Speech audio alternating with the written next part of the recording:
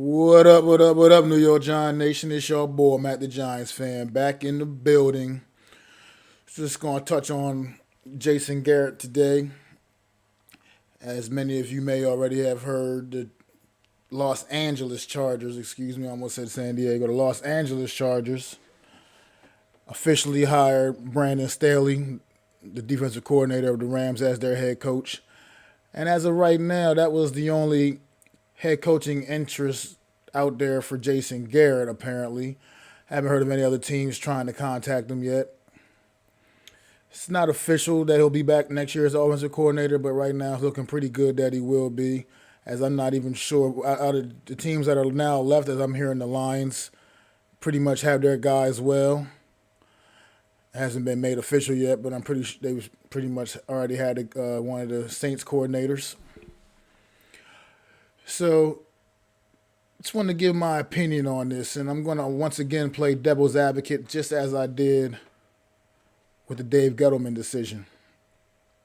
And I'm going to say once again that this is a good move, New York Giants fans. I know it doesn't seem like it is. I know a lot of you also wanted to kick Jason Garrett out on his rear. But as I said before, you cannot just keep tearing down and throwing new offenses at your young quarterback each and every year.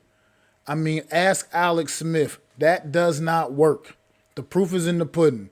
That kid could have had a far better career had the 49ers done better by him in the earlier years of his career. I mean, I think that kid had a new offensive coordinator like his first 4 or 5 years straight. It was absolutely crazy. Every year he had to come in and learn a brand new offense each year in the early stages of his career. When they finally got some stability in San Francisco, this kid started to play. He started to play better. He finally started to play better, and he became a very respectable NFL quarterback. Unfortunately, his career looks like it's been cut a little short because of the injury he suffered a few years ago, but he was a great story in the league this year nonetheless, and I hope he does get that Comeback Player of the Year award because he truly deserves that. He truly deserves that. But I'm here to talk about, like I said, Jason Garrett before I get too far off on a tangent about something else. But, yeah, Jason Garrett, man, like, I know he wasn't the greatest this season, and it didn't look very good at times. Our offense was one of the worst in the NFL, obviously. But you got to put things into perspective. Daniel Jones only in his second year. Star running back, absolute flat-out best football player on the team, injured week 2, out for the season.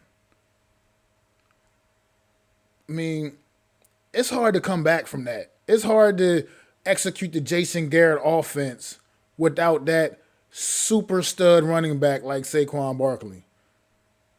I mean, like, I'm sure he was licking his chops to work with Saquon Barkley all season. And a lot of the Saquon Barkley's injury had a lot to do with the offense being as stagnant as it was, because as good as Wayne Gallman played and came on and played, it was admirable. He did a great job in taking Saquon's place.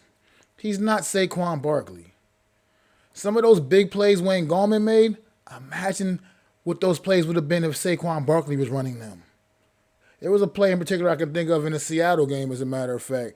Wayne Gallman had a tremendous game that day. So I'm not knocking the kid. But at the same time, there was a play. We were backed up against our own end zone. Wayne Gallman busted it over for like maybe about a good 20-yard run or so. So I'm not complaining about the play. He got us off the goal line, and it was still a big play.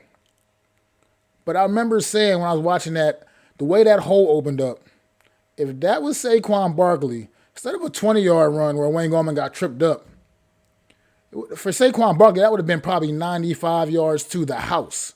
And those are the kind of differences it makes. So another thing factor in this Jason Garrett, this offense thing, is the receivers he's working with. Like I said, I think we have decent receivers, except none of them are number ones. I mean, he's not working well. He's coaching up an offense with a second-year quarterback who's learning his offense, the star running back out for the season, and no top reliable top end number one receiver to speak of. Then you got it doesn't help that you have a tight end that just drops balls at will. Like that's what he gets paid to do. You know what I mean? So the offensive line was young, developing, and they developed. And they're still not where they need to be, but they got far better. I mean, the best offensive line play this team has had in years. Absolutely. The best offensive line play this team has had in years this past season. So we can't get better by tearing down continuously. You got to let a regime build up. I feel like I know it's premature to say this, but I feel like honestly about Coach Joe Judge that we may possibly have just possibly plucked the next great head coach in the NFL. We may have just bucked up on that because this guy, it's just something about the aura around this guy, man. Players want to play for a coach like him. Like I said, if Jason Garrett, if the offense flounders again next year, then yeah, obviously you probably got to move on from Jason Garrett. And to be honest, probably Daniel Jones. Like I said, if we get the receivers in place for this kid, with the improvement of the offensive line and a healthy Saquon Barkley back in the lineup next year, if we get the receivers in place for this kid, that's it. There are no more excuses for him as far as I'm concerned. That is it. Because that is his biggest and only excuse left now is the fact that he just hasn't had that healthy band of players around him. Like, you know what I mean? Like, he hasn't had Saquon, like I said, ever for a whole season yet. He hasn't had, like I said, he hasn't played for a whole season himself. And it's been a lack of a number one receiver his entire time, his first 2 years here. There just hasn't been one. They're just not that good. The ones we have. They're good, but they're good for what they are, which none of them are number ones. Like I said, they're good for like number 2 and 3 guys. But that's what they are. And unfortunately for us, they had to be something that they're not. And it proved to not work. Separation was just barely ever. I mean, Daniel Jones throws and has to throw the ball in the tight windows damn near every pass he throws. You got to consider all of that. And whether any of you understand or not, that kid did start protecting the ball better. Though he did, get better with the turnovers. He did clean that up. It's still, I mean, everybody turns the ball over sometimes, and that it was a more normal pace the back half of the season as opposed to early in the season and last year, obviously. So he definitely did improve on that. His pocket presence did improve. Not where it needs to be still, but it improved. I did actually see improvement there. So, I mean, I think even Stevie Wonder saw improvement there. I'm not saying it's where it needs to be. I'm not saying it doesn't still need to improve, but it did improve. And the last thing you can do for a kid like this that's still going through these kind of growing pains is throw another new offense at him this offseason. You can't do that. That's not going to make this kid better by him having to go out there and learn another completely new offense. It's just not a recipe for success. 3 new offenses in 3 years, that's not how you grow a quarterback. The teams that have managed, and it's not easy in today's NFL to keep your coaching staffs intact. It's not. But the teams that have managed to do that the best are usually the teams that have more continued sustained success, because you're coming out there with a clear-cut plan each and every season, and it's not changing. You're not throwing a bunch of just new things at your players every season.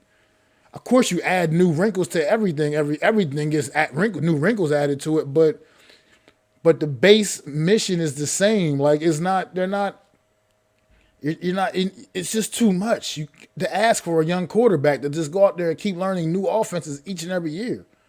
So, granted, the offense was bottom feeders this year, and Daniel Jones appeared to regress statistically, he regressed statistically. But I still think overall he showed some things that were better, like where he improved in things as well. Like I said, he protected the ball far better this season. And his pocket presence, like I said, it got better. Still not great, but it got better. So the last thing we can do is want to have this kid learn a brand new offense again. So, like, I'm just going to be a firm believer in you keep Jason Garrett at least for another season. If this offense flounders again, then the problem is probably him and the quarterback. Especially if we get the things in place, like I said, if we can maybe land a Allen Robinson or a Galladay this offseason, get one of those receivers in the draft. You know what I mean? Like, because the defense is a few pieces away from being spectacular. I'm going to tell you that now. So I don't even have much concerns about the defense. They're a few pieces away from being absolutely spectacular defensively. The offense got a little more ways to go. I would have loved to see what this offense with Saquon Barkley in this past season when that offensive line started playing better. Because some of those holes there on Wayne Gallman would have been super huge plays for Saquon Barkley. That's his facts, people. That's his facts. If you go back to Saquon rookie season, you can see what he can do with just a sliver. Because he wasn't exactly getting big holes in that his rookie season, and he was still making huge plays all season long as a rookie. His second year, you know what I mean, he after he got back from the ankle sprain, once again, he came back a little early, so it was a little slow process, but he started making plays once again. Still ended up finishing over 1,000 yards rushing on the season. His second year. This year, obviously, he never even got out the gates this season as he got injured in the second game. But this is a different offense with Saquon Barkley in it because defenses has to approach it differently, which definitely also did affect Daniel Jones. This is why it's imperative to bring this kid back, bring him back under Garrett's offense, let him see if he can by now, this season coming, maybe master this offense and have it, because I feel like he still didn't really fully start clicking until like mid-season for him a little bit. And by then, you know, it was just other things that were just going wrong with this team. Just no consistency, you know what I mean? Just, it wasn't all on him, is what I'm saying. The problems on this offense were not all on Daniel Jones. I know he's the quarterback, and the quarterbacks take the most of the blame, good, bad, or indifferent. But the reality is, it wasn't all on Daniel Jones. There was blame to go all around that offense, from the line to the receiver play to the inconsistency at running back play. It was a lot to go around. A lot of blame to go around. It needs to be more shared than just saying, "Oh, it's Daniel Jones' fault." It's not just the kid's fault. I mean, the kid definitely played well enough to deserve another chance. Like I said, would you get all the right pieces in place? Got to be patient, Giants fans. That's gonna be Mac the Giants fans word of the offseason for my New York Giant Nation. Patience. Took me a long time in my life personally to learn patience. But you got to do that, Giants fan. We got to be patient. Like I said, Rome wasn't built in a day, baby. You got to be patient. Now, like I said, when I say that, I do say it like at this point, I think we're somewhere in a position now that a 6-10 season next year won't be acceptable. But we still got to be patient and understand, like, and let this process work. I think we got the right coach in place. Hoping we got the quarterback.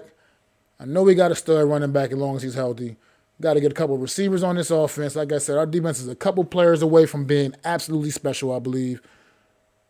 Be patient and watch this process work, Giants fan. And with that, it's your boy, Mac the Giants fan. And I'm about to peace on up out of here. It's Mac the Giants fan. It's MACDA Giants fan. You can catch me on Twitter, Facebook, and here on YouTube at that exact same handle. That's MACDA Giants fan. Peace.